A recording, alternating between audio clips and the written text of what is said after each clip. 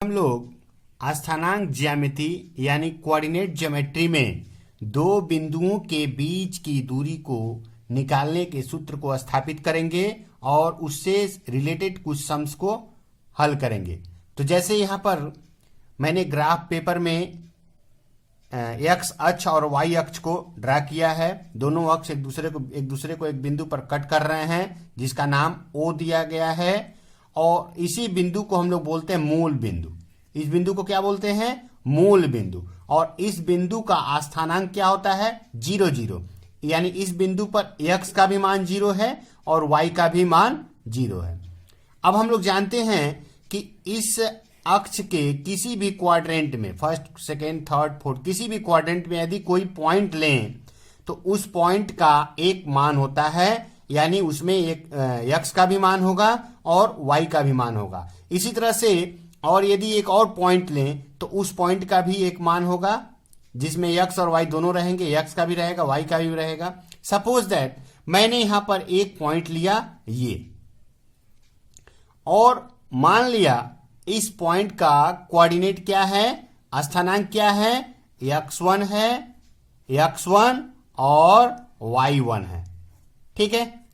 और मैंने एक पॉइंट लिया, सपोज दैट मैंने वो पॉइंट लिया ये और मान लिया कि इस पॉइंट का कोऑर्डिनेट यानी स्थानांक क्या है, x2 और y2 है। ठीक है।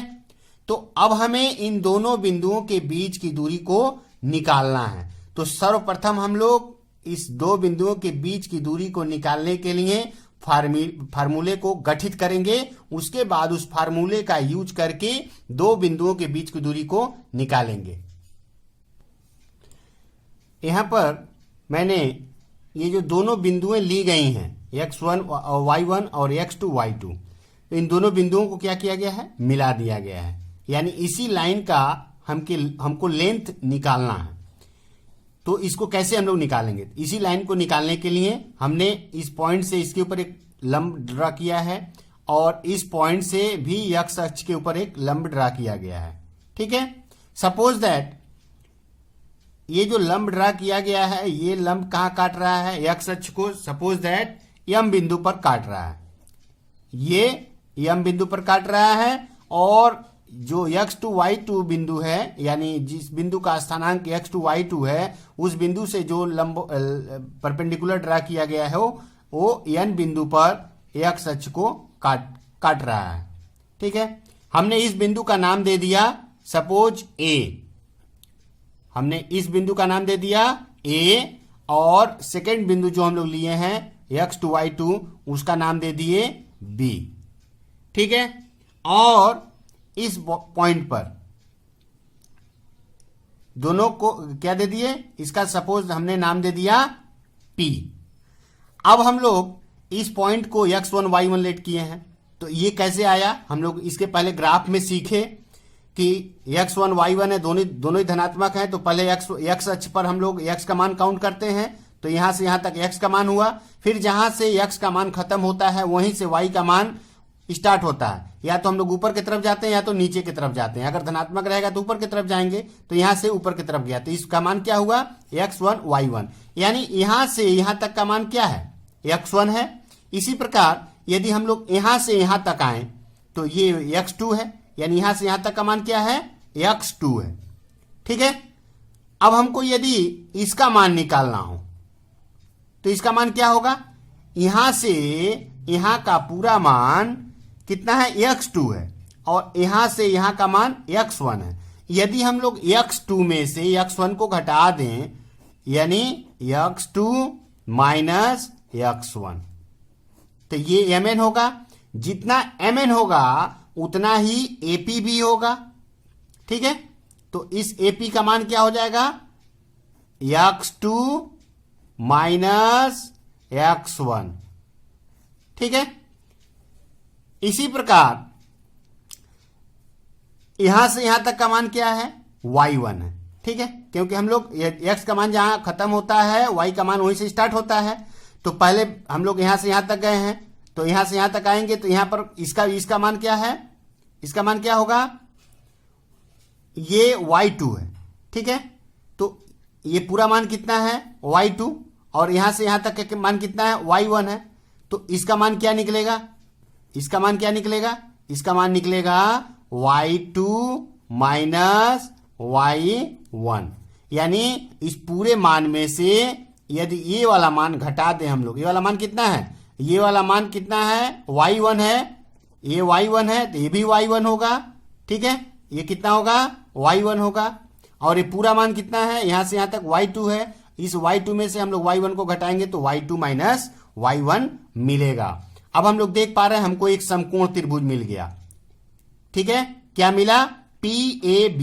PAB एक समकोण त्रिभुज है, इस कोण पर 90 डिग्री का कोण बन रहा है।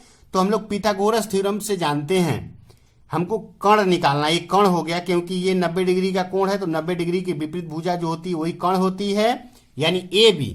पिथागोरस थ्योरम, पिथागोरस थ्योरम क्या है, कर्ण का स्क्वायर, कर्ण का स्क्वायर बराबर क्या होता है, लंब का स्क्वायर प्लस आधार का स्क्वायर, ठीक है।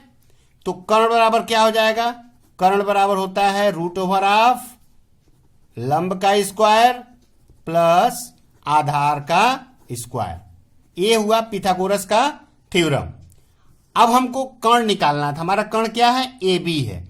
AB यानी दो बिंदुओं के बीच की दूरी, ठीक है, A और B, AB की लंबाई ही दो बिंदुओं के बीच की दूरी है। तो AB बराबर क्या हो जाएगा, हमारा लंब कौन होगा, ये होगा BP, और BP का मान क्या है y2 माइनस y1, ठीक है। और आधार कौन सा हो जाएगा, x2 माइनस x1 यानी AP, ठीक है। तो हम लोग लंब को भी लिख सकते हैं पहले, आधार को भी पहले लिख सकते हैं, जिसको चाहे उसको लिख सकते हैं, ठीक है। तो पहले हम लोग इसको लिखते हैं x2 माइनस x1, तो ये हो जाएगा x2 माइनस x1 का होल स्क्वायर प्लस उसके बाद y2 माइनस y1 का whole square, y2 minus y1 का होल स्क्वायर, ठीक है। तो ये हुआ फार्मूला किसका, दो बिंदुओं के बीच की दूरी को निकालने का सूत्र हुआ, और इसी सूत्र का प्रयोग करके हम लोग दो बिंदुओं के बीच की दूरी को निकालते हैं। एक बात हमको याद रखना है कि जो मूल बिंदु होता है उस बिंदु का मान 0 0 होता है।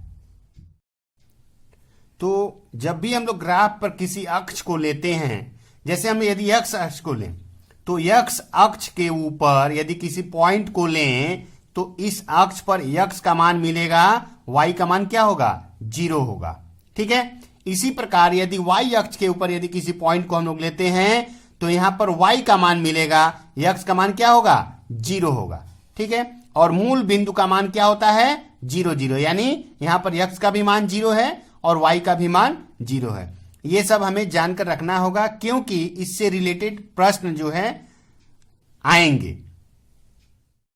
अब हम लोग दो बिंदुओं के बीच की दूरी का सूत्र का प्रयोग करके प्रश्नों को हल करेंगे। जैसे यहां पर दिया गया मूल बिंदु से बिंदु 7 माइनस 24 के बीच की दूरी ज्ञात करें। मैंने बोला कि मूल बिंदु का मान क्या होता है, 0 0, यानी मूल बिंदु पर x का भी मान 0, y का भी मान 0, यानी उस बिंदु का स्थानांक यानी कोऑर्डिनेट 0 0 होता है। और यहां पर दूसरा बिंदु क्या दिया गया है, 7 माइनस 24। तो पहला बिंदु क्या है हमारा, पहला बिंदु क्या है, पहला बिंदु है 0 0, ठीक है। दूसरा बिंदु क्या दिया गया है, दूसरा बिंदु क्या दिया गया है, 7 माइनस 24। अब इन दो बिंदुओं के बीच की दूरी को निकालना है। ये है x1 y1 और ये है x2 y2, ठीक है। तो दो बिंदुओं के बीच की दूरी क्या होती है, सूत्र क्या होता है, दो बिंदुओं के बीच की दूरी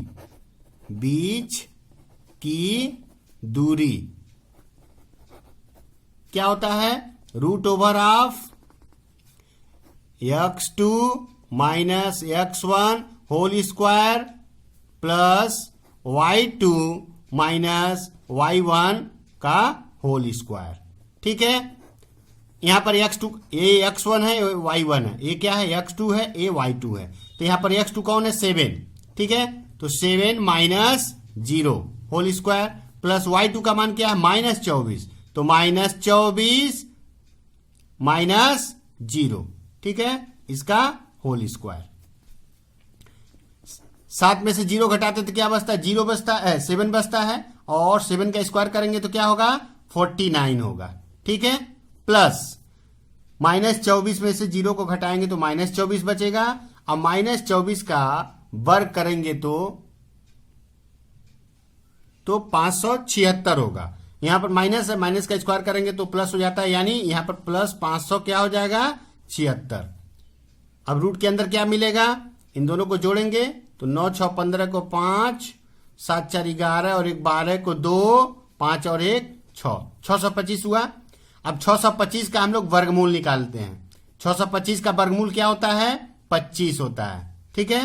625 का वर्गमूल कितना होता है 25, यानी दो बिंदुओं के बीच की दूरी कितनी हुई 25 इकाई हुई, ठीक है। यानी मूल बिंदु यानी जो 0 0 है और दूसरा बिंदु 7 माइनस 24 है, दो बिंदुओं के बीच की दूरी 25 इकाई होगी।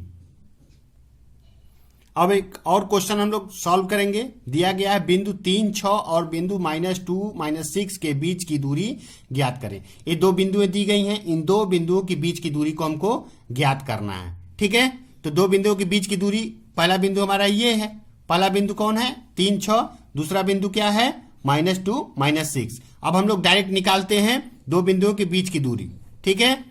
दो बिंदुओं के बीच की दूरी, दो बिंदुओं के बीच की दूरी बराबर, फार्मूला हम लोग जानते हैं क्या, x2 - x1 का whole square plus y2 - y1 का होल स्क्वायर। यहां पर x2 का काम कौन कर रहा है, ये है x2, ये है y2 और ये है x1 और ये है y1। तो x2 कौन है -2, तो -2 x2 minus x1, x2 minus x1, x1 कौन है 3, तो -3 होल स्क्वायर, ठीक है, प्लस y2 क्या है -6 और y1 क्या है 6।